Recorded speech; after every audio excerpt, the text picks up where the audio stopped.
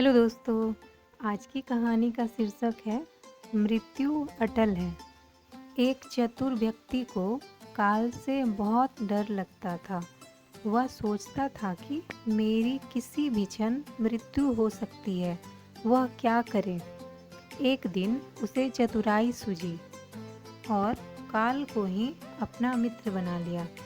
उसने अपने मित्र काल से कहा कि मित्र, तुम किसी को भी नहीं छोड़ते हो, किसी दिन मेरे भी प्राण ले ही लोगे। फिर काल ने कहा कि ये मृत्यु लोक है, जो आया है उसे मरना ही है। सृष्टि का यह शाश्वत नियम है, इसलिए मैं मजबूर हूँ, पर तुम मित्र हो, इसलिए मैं जितनी रियायत कर सकता हूँ करूँगा ही। मुझसे क्या आशा रखते हो? साफ साफ कहो। व्यक्ति ने कहा, मित्र, मैं इतना ही चाहता हूँ कि आप मुझे अपने लोक ले जाने के लिए आने से कुछ दिन पहले एक पत्र अवश्य लिख देना, ताकि मैं अपने बाल बच्चों को कारोबार की सभी बातें अच्छी तरह से समझा दूँ और स्वयं भी भगवान भजन में लग जाऊँ। काल ने प्रेम से कहा, यह कौन सी बड़ी बात है? मैं एक नहीं, आपको 4 पत्र भेज दूंगा। चिंता मत करो, चारों पत्रों के बीच समय भी अच्छा खासा दूंगा, ताकि तुम सचेत होकर काम निपटा लो। वह व्यक्ति बड़ा ही प्रसन्न हुआ। सोचने लगा कि आज से मेरे मन से काल का भय भी निकल गया। मैं जाने से पूर्व अपने सभी कार्य पूर्ण करके जाऊंगा, तो देवता भी मेरा स्वागत करेंगे। दिन बीतते गए। आखिर मृत्यु की घड़ी आ पहुंची। काल अपने दूतों सहित उसके समीप आकर बोला, मित्र, अब समय पूरा हुआ, मेरे साथ चलिए। मैं सत्यता और दृढ़ता पूर्वक अपने स्वामी की आज्ञा का पालन करते हुए एक क्षण भी तुम्हें और यहाँ नहीं छोड़ूंगा। उस व्यक्ति के माथे पर बल पड़ गया, भ्रिकुटी तन गई और कहने लगा, धिक्कार है तुम्हारे जैसे मित्रों पर। मेरे साथ विश्वासघात करते हुए तुम्हें लज्जा नहीं आती?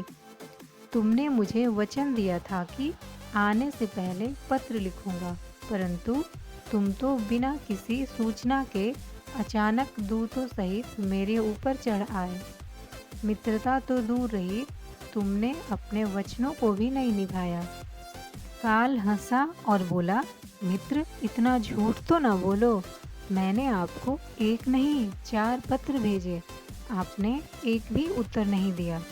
उस व्यक्ति ने चौंक कर पूछा, कौन से पत्र? कोई प्रमाण है? मुझे पत्र प्राप्त होने की कोई डाक रसीद आपके पास है तो दिखाओ। काल ने कहा, मित्र, घबराओ नहीं, मेरे चारों पत्र इस समय आपके पास मौजूद है। मेरा पहला पत्र आपके सिर पर चढ़कर बोला, आपके काले सुंदर बाल, उन्हें मैंने सफ़ेद कर दिया, और यह भी कहा कि सावधान हो जाओ, जो करना है कर डालो। बनावटी रंग लगाकर आपने अपने बालों को फिर से काला कर लिया और पुनः जवान बनने के सपनों में खो गए, और आज तक मेरे श्वेत अक्षर आपके सिर पर लिखे हुए हैं। कुछ दिन बाद मैंने दूसरा पत्र आपके नेत्रों के प्रति भेजा।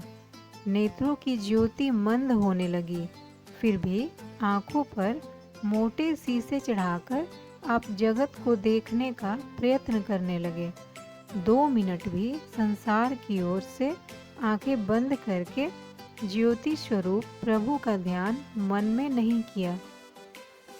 इतने पर भी सावधान नहीं हुए तो मुझे आपकी दीन दशा पर बहुत तरस आया, और मित्रता के नाते मैंने तीसरा पत्र भी भेजा। आपके दांतों को छुआ, खिलाया और तोड़ दिया। आपने इस पत्र का भी जवाब न दिया, बल्कि नकली दांत लगवाए और जबरदस्ती संसार के भौतिक पदार्थों का स्वाद लेने लगे।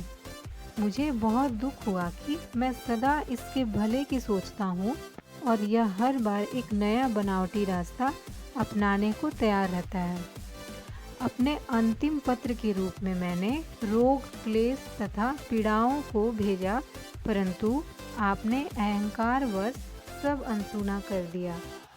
वह व्यक्ति काल के भेजे हुए इन पत्रों को सुनकर फूट फूट कर रोने लगा और अपने विपरीत कर्मों पर पश्चाताप करने लगा। उसने स्वीकार किया कि मैंने इस शुभ चेतावनी भरे इन पत्रों को नहीं पढ़ा। मैं सदा यही सोचता रहा कि कल से भगवान का भजन करूंगा, अपनी कमाई अच्छे शुभ कार्यों में लगाऊंगा, पर वह कल ही नहीं आया।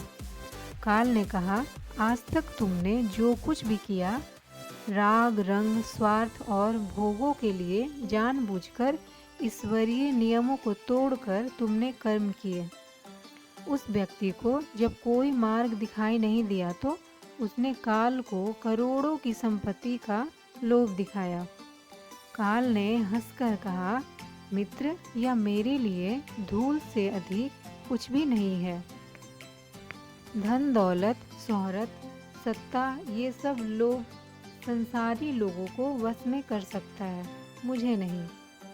काल ने उत्तर दिया, यदि तुम मुझे लुभाना ही चाहते थे तो सच्चाई और शुभ कर्मों का धन संग्रह करते। यह ऐसा धन है कि जिसके आगे मैं विवश हो सकता था, अपने निर्णय पर पुनः विचार को बाध्य हो सकता था, पर तुम्हारे पास तो यह धन ढेले भर का भी नहीं है। तुम्हारे ये सारे रुपए, पैसे, जमीन जायदाद, तिजोरी में जमा धन संपत्ति सब यहीं छूट जाएगा। मेरे साथ तुम भी उसी प्रकार निवस्त्र जाओगे जैसे कोई भिखारी की आत्मा जाती है। काल ने जब मनुष्य की एक भी बात नहीं सुनी तो वह हाय हाय करके रोने लगा। सभी संबंधियों को पुकारा, परंतु काल ने उसके प्राण पकड़ लिए और चल पड़ा अपने गंतव्य की ओर। तो दोस्तों, इस कहानी से हमें यह शिक्षा मिलती है कि एक ही सत्य है जो अटल है, वह ये है कि हम एक दिन मरेंगे ज़रूर। हम जीवन में कितनी दौलत जमा करेंगे, कितनी शोहरत पाएंगे, कैसी संतान होगी, यह सब अनिश्चित होता है, समय के गर्भ में छुपा होता है, परंतु हम मरेंगे एक दिन। बस यही एक बात जन्म के साथ ही तय हो जाती है। दोस्तों, समय के साथ उम्र की निशानियों को देखकर तो कम से कम हमें प्रभु परमेश्वर की याद में रहने का अभ्यास ज़रूर करना चाहिए। इसमें तो हर एक को, चाहे छोटा हो या वो बड़ा हो, सबको प्रभु परमेश्वर की याद में रहकर ही कर्म करने चाहिए। तो दोस्तों, यह प्रेरणादायक कहानी सुनने के लिए धन्यवाद।